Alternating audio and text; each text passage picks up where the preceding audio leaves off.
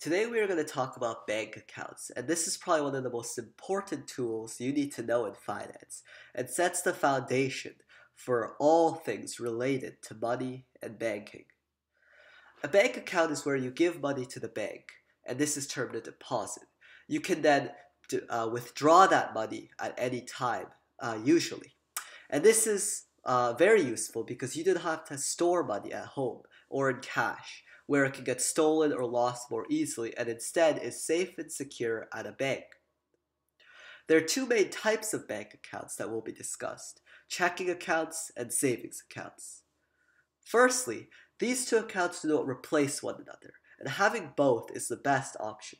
They each serve unique purposes depending on what you want to do with the money. As well, most banks allow you to move money between these two types of accounts, and so there really is no loss in having both types. Checking accounts are the very flexible type of account. They allow you to deposit at any time in any amount and as well withdraw at any amount of money as well. And they charge no fee for each withdrawal, and they don't have a limit as to how many times you could withdraw money from the account in a month. This makes it very flexible. You use checking accounts when you just want to store money temporarily and use it in maybe a week, a day, a month, and you just want to have it on hand. It's money that's similar to cash where you can use it at any time, there's no penalty or fee for using it, and all it is it's stored at a bank instead of in cash at home. There are two main downsides to checking accounts, however, in return for this flexibility. Firstly, there's usually a monthly fee. Now, this monthly fee doesn't apply to someone who's under 18, where you can register for a youth account, which is the same as a checking account without that fee. However, once you turn 18, there is a monthly fee unless enough money is kept in. Usually, the money that has to be stored in a checking account for there to be no monthly fee is very large, upwards of up to $5,000, $10,000. And unless that much money is stored in the checking account, you have to pay a monthly fee every month in order to keep your checking account open. This is in return for the flexibility in using the money however you want, whenever you want. As well, the second downside to check accounts is that no interest is made. Now, interest is where you can store the money at the bank. The bank assigns an interest percentage of maybe 1 or 2%, and as long as that money is stored in the bank, you keep making more money out of it. So if the interest rate is 2% and you stored $100 in the bank, then in a year you will have $102 as long as that $100 is kept in that account. However, with checking accounts, this does not apply. There's almost zero interest rate on checking accounts, and even if there is an interest rate, it's probably very low, and you need to meet certain requirements, such as having a large sum of money in the checking account for the interest rate to apply. So, in return for that convenience and flexibility of taking out money and anytime you want and withdrawing it and depositing anytime you want, you also have to either pay a monthly fee, have no interest rate, or constantly keep a large sum of money in the checking account, which sometimes is quite difficult to do. Finally, checking accounts get their name, check, from the ability to issue checks. Checks are where instead of giving cash to, let's say, a store or a merchant, you instead write a check for the same amount of money as you would give in cash. The merchant can then go to the bank with that check and withdraw money from your account depending on what the check was written for.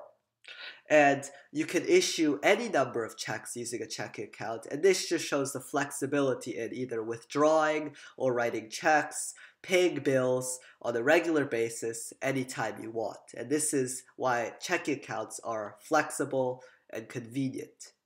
On the other hand, there are the savings accounts. Now, savings accounts, as the name implies, is when you want to save money.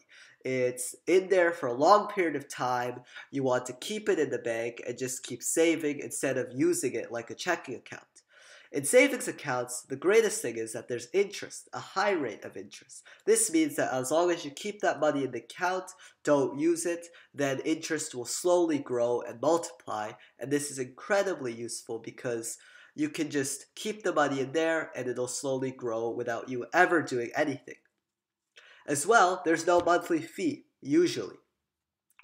As long as you have a minimum balance in certain high interest savings accounts, and in others, there's no monthly fee at all, no matter what. This means that you can continue to deposit money in, and you don't need to pay anything every month. And this really helps get you started on saving for anything, such as education, a house, retirement. And the downside to savings accounts is that you cannot take money out and withdraw money too often. Often, banks charge a fee every time you withdraw money, and there's also probably limits the bank sets every month for how many times you can withdraw before the penalty grows. And so banks are discouraging you from withdrawing money from a savings account because the intention of a savings account is not to use the money inside. It is just keep it there, cause it to build interest, and continue to save for that one large purchase that you do. This shows that if you take money out too often in a savings account, you may end up losing more money than you're even saving because of that penalty and fee that the bank incurs. There is also the option to transfer money between accounts. If you have a savings account and a checking account from the same bank, this means that you can transfer money between the two accounts. This may or may not incur a fee that the bank imposes, but this is often less than withdrawing money directly from a savings account and the fee you would incur there. So those are the two main types of bank accounts, and you can see the difference between them and why it's so useful to have both at the same time. Savings account is so useful for when you just want to store the money, you know you're not going to use it for a while, and you just want to keep it in the bank.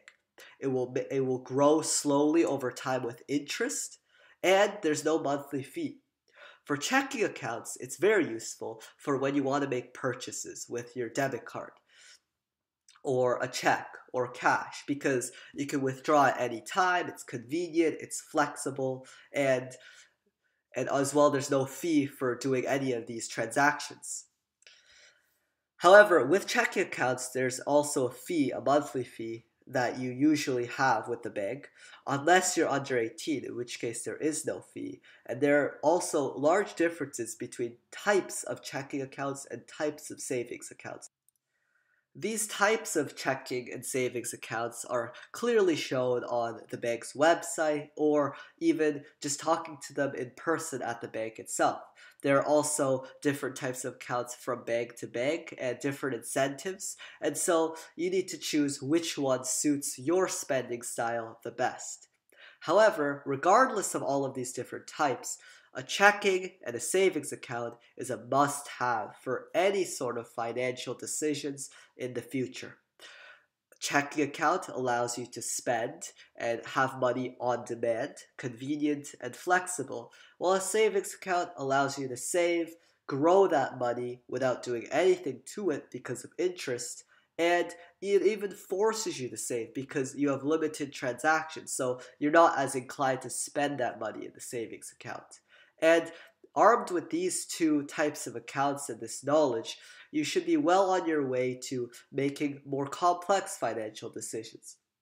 These two accounts lay the foundation for all other financial transactions or events such as loans or credit cards, and these are all topics that will be discussed in future videos. Thank you.